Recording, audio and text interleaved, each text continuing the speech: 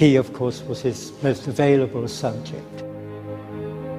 And he's simply using himself in different ways, like a very brilliant film director casting somebody always in different roles.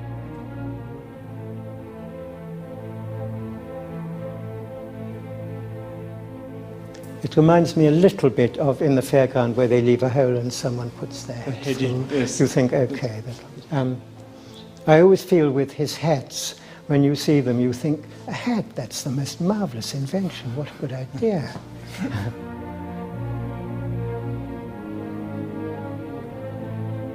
The dissection takes place in January to keep the corpse cool, and it takes place before a paying audience at the Vageboy in Amsterdam. That the paying audience, being what the three people here are looking out at, they're looking out at us. We are standing where the audience would be. And, for example, that guy there is looking directly at us and is looking at our astonishment at what we're looking at.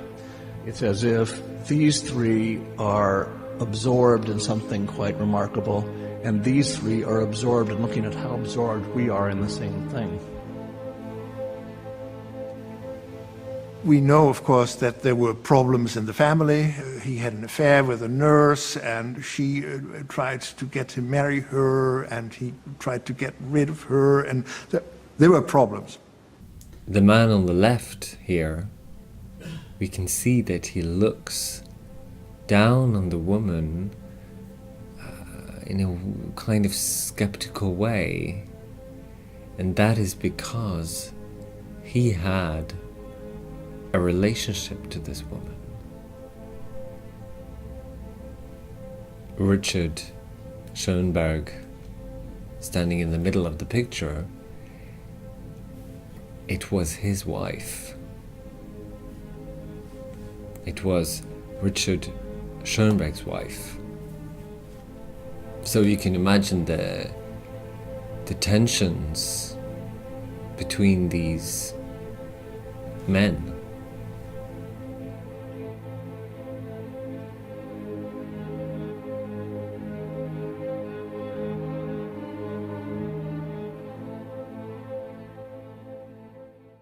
Not only of the number of wrinkles and the depthness of the wrinkles, but of the distribution of the wrinkles. I was actually surprised when I realized that he was only 53 years old. In fact, he uses a different brush strokes to portray each one of them. He's very detailed. For example, the one close to his mouth, on the left side of his cheek, here is a marooned dot that he highlighted with a little bit of ochre color.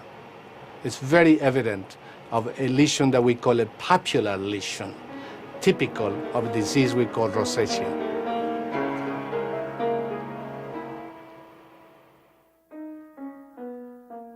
It had an immense impact on later generations of painters. What he did use were, well, fabrics to see how the light falls on just the edge over here. And we know he had fabrics in his studio. Not costumes, but fabrics.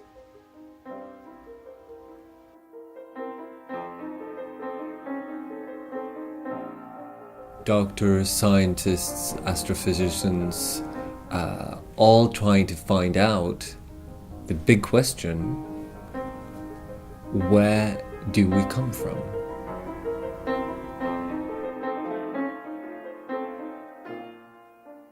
Where do we all come from? We come from our mothers. So the most natural thing would be to look into the vagina.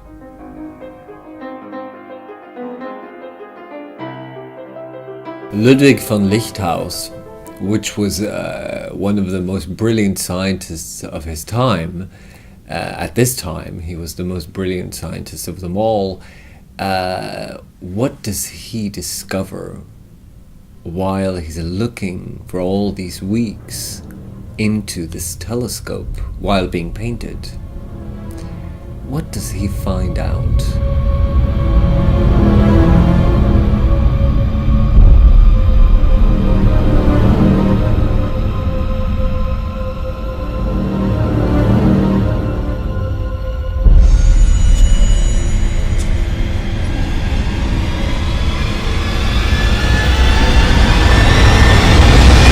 In the beginning he didn't see anything, and then after a while he makes his greatest discovery.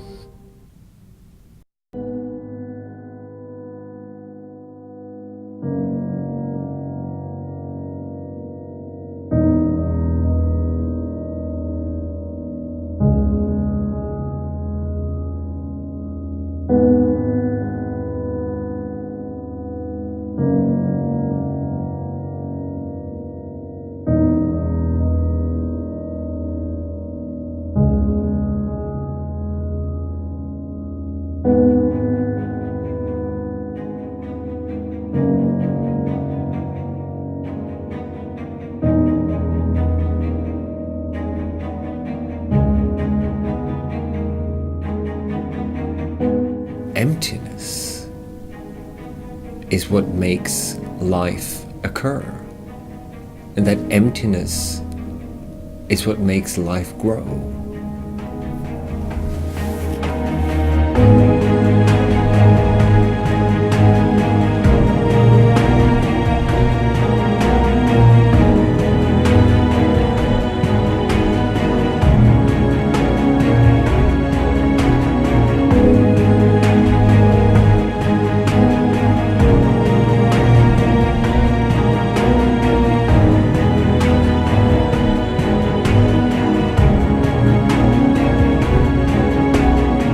Complete absence is the only place where things can occur and where life can begin.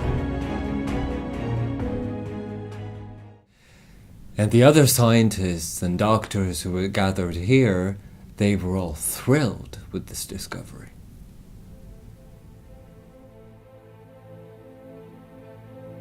One of the things that's nice about talking about great paintings is that they are super saturated with significance. They are overdetermined, and they can bear the weight of many readings. There are so many secrets in the painting. We haven't even discovered them all. There is also an 8 figure that is drawn, and it has been drawn so many times that in the middle of the 8 it has been scratched away, it has disappeared on the paper. Why he did so remains a mystery. The only clues we have are the images themselves.